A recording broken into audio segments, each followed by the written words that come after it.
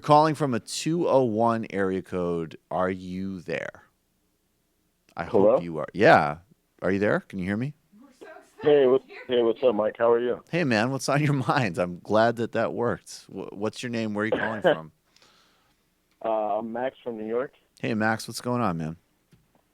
So I just wanted to mention first, on your first Two Dope Boys podcast after the Trump election, Yeah. you had mentioned that PC culture, you were like that never in your life has something been given like so much weight and credibility that meant like absolutely nothing. And I felt like that was like a perfect way to describe that, and like that should be like the case closed. Yeah. I mean, I think it's just me. I guess what I meant by that is it means everything from which clearly what these morons around Trump and the alt right, what they're trying to basically do is like my political position is being an asshole. And ironically, I don't have a safe space to be a terrible person from quote unquote PC culture. So I don't like PC culture because PC culture means that I can't, like threaten to kill a Muslim woman or something.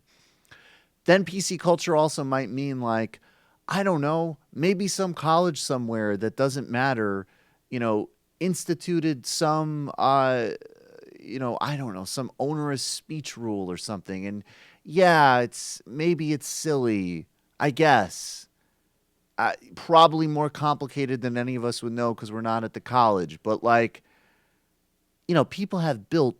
I always make this point. But people have built YouTube channels literally based on talking about like the Yeah. world is on fire, and they're like, "Did you know that Oberlin isn't having taco night anymore because these kids say it's racist?" And I'm like, I guess those kids are stupid if what you're saying is true. But you know who's really stupid? You for even knowing about this. Like and I mean, or maybe you're not because I'll tell you what, those will give you a lot of clicks. But if you looked at Exactly. your I grandchildren, want. yeah, go ahead. Oh, I'm sorry. No, go ahead, man. I wanted to ask you like a more serious question. Yeah, Um, so like I'm a little frustrated. Like, so I consider myself, like leftist, whatever that means, as far left as you could go, right? right. But I'm a little exhausted, because I listen to podcasts like Trap House and follow like leftist I don't. Twitter, I'm not whatever. familiar with Chapo Trap House. I don't know what that show is.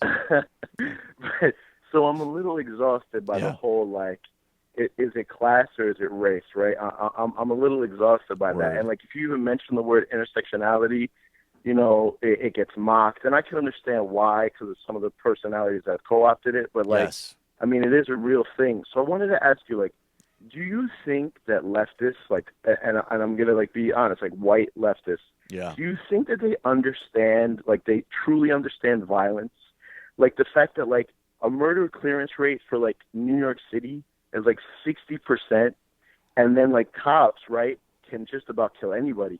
So it's like if you're black or you're brown, Right. anyone can kill you. Like that's what it means. Anyone can kill you, and the odds of them being held accountable are low, way too low. And it's like, do you think that they understand that going forward? Where like, if you're gonna try to have this coalition, like just talking about programs without talking about like real things on the ground level, like violence, which is extremely important to people. Like I don't know if they truly understand that. That's an amazing question. Before I answer it, can I tell you something? I had a funny image in my head when you were started asking that question, and it's probably totally inappropriate. But when you were like, "Do you really think that white leftists?" I had this image of the Black Bush Chappelle sketch, and like I'm sitting here, and you're like, "Do you really think?" And I'm like, "Who said anything about that?" And then I just like smack over a glass of water and run out of the room. Anyways, that was a great moment on that show when they were like, "Well, oil? Who said anything about oil?"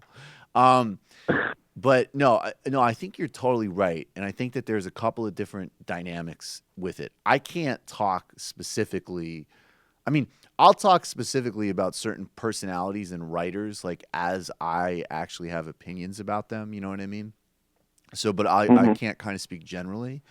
But I think that a couple of things happened definitely, unfortunately, out of the primary, where you had a lot of people use, I would say, like knockoff intersectionality. They use like a Walmart, Chinatown fake handbag intersectionality as a means through which to discredit inequality in class conversations. And that was a really relentlessly disingenuous bullshit argument that people in the Hillary Clinton orbit did. And Oh, for people, sure. yeah. So there was a reaction to that of like putting out those fires, and people still will do that. And it would, like, yeah, I mean, it got to that. I mean, I remember one time where I was like, a friend and I were doing a fake column of like, it's, oh, so Hillary can't do a drone strike in Yemen? That's sexist. I mean, it got really ludicrous, right?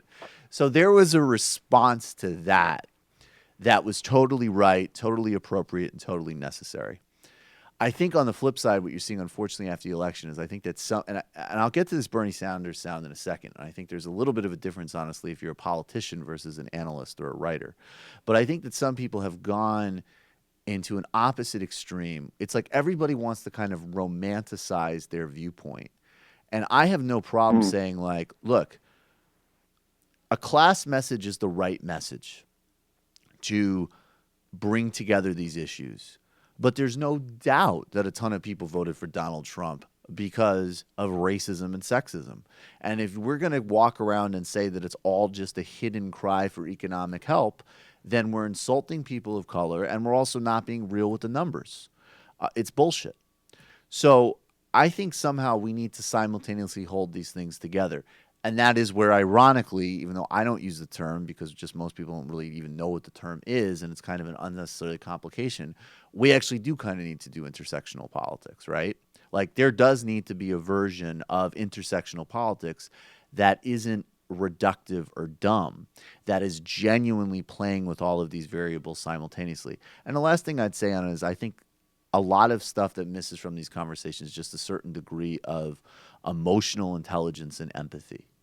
So that when Yeah, somebody exactly. expresses a reality of their life that you by definition can't understand. I talk with Phil about this, and Waz, like, I've actually had this conversation in several different contexts where it's like, what is the experience when I run up the steps of a subway, somewhere in, I don't know, Crown Heights or whatever, and it's midnight, I'm going to a party or something, and I walk by a cop, and I know on some subtle level that, like, he's there for me.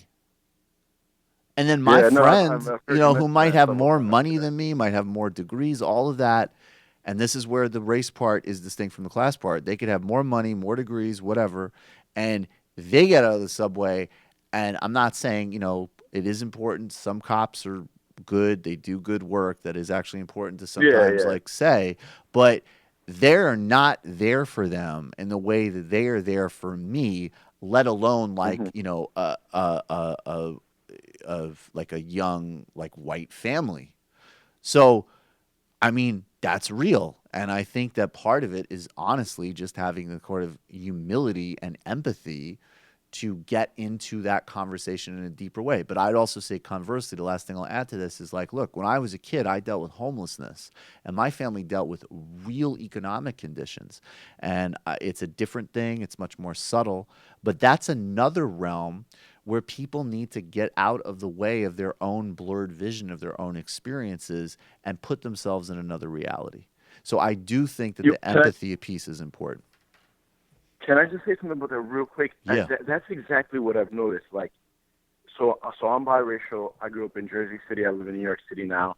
Extremely like mixed kind of atmospheres for the most part. Right. Like the white people in my circle that lived around black people or were struggling themselves, they seem to like quote unquote get it, right? Right. And then like even the leftists who I agree with 99% of the time that are white that come from homogenous places to these quote unquote urban centers, like Mm. they think that they get it, but I've had conversations with them. They don't seem to truly like have that empathy that you're talking about. There's like a disconnect there. And like I noticed that. Like I don't know, and I know I can't back it up with numbers, No, it but like doesn't need to be backed qualitatively, up like with I numbers. noticed Yeah. that. Yeah. No, I get it. That's a big problem. That's a really All big right, man. problem. Thank you. I appreciate it. I hope hit me up on Twitter or something. It's interesting what you're saying, man. I really appreciate it. No, Okay. I do all the time. I do all the time. I try not to annoy you, though. Oh no, anytime. I appreciate that, man. All right, man. Have a good day. All right, thank you. You too. I got a couple points on that. Yeah. Just to reiterate, I don't think intersectionality, properly understood, has been sort of discredited at all. Not at all. I It's been think, enhanced. I think really what it is people get frustrated with it being deployed in sort of unsophisticated Yes. or even bad faith ways. Right. But properly understood, I think it's fundamental. And the other thing is I think people, there are conversations to be had about there, and people are going to be on the wrong side of it sometimes. And people never change their mind in the moment, right? And you kind of like getting through that is always going to be uncomfortable. That's conflict. But I do think the point you made about how, if people didn't come from like economic privation, like that's another thing that people just might not get. And I think some of the leftists that might be acting really defensive when it comes to class issues, they see from their perspective and what is coming through their filter is that the Democrats constantly like to avoid those economic issues and maybe lean into something cultural like gun control or blah blah blah, whatever this or that, right? Right. Or that want to like and so or like it's just sort of superficial diversity instead of actual policy. So I think that's the defensiveness, and these are arguments that these are bridges that need to be narrowed. So I think just going into it with good faith and like a willingness to listen is probably the only way forward. Yeah, well, and there's intersectionality as a signifier versus as something that actually means something. So even if you just took it like in some of the things that we talk about on Dope Boys with like hiring or organizational culture, it's like it's easy to signify, how many companies during, International Women's Day, they're going to be on social and they're going to say like, we honor the contribution of women in organizations, blah, blah, blah. And then I remember I actually hit them back with like, wow, it's interesting that over like 90% of you have actual no women in leadership roles or very limited. Right. So it's like, and I think that was the other thing that happened in the Democratic Party. Add that to which what was particularly annoying about the Clinton dynamic specifically was that you had a specific political couple that was actually willing to like do comedically unwoke politics when it served their political purposes. Like they were almost willing to do like intersectionality made evil, so it was kind of like jarring to be like, wait a second, this is the campaign of like, tight-lipped PC culture, but there was actually a time where you literally supported and engaged in racial signifying on things like welfare and crime that had not only disastrous and real policy implications, but were like literally politically playing the race card. So that's when it was like me. I was like, you might like fuck out of here. It could not possibly be serious to come to me with that. That is disgusting. But I also totally grant that there are, especially on the Twitter left, there are people who react too defensively about this conversation. So no doubt. No, it's the other extreme. Like they want to be like, oh no, Trump voters are all just, just great people who are just like salt of the earth who've been screwed over. It's like, no, watch those videos. Some of those people are terrible. It's all the truth. Hey, it's Sam Seder. Why don't you subscribe to this channel? You can do so right over here. Subscribe.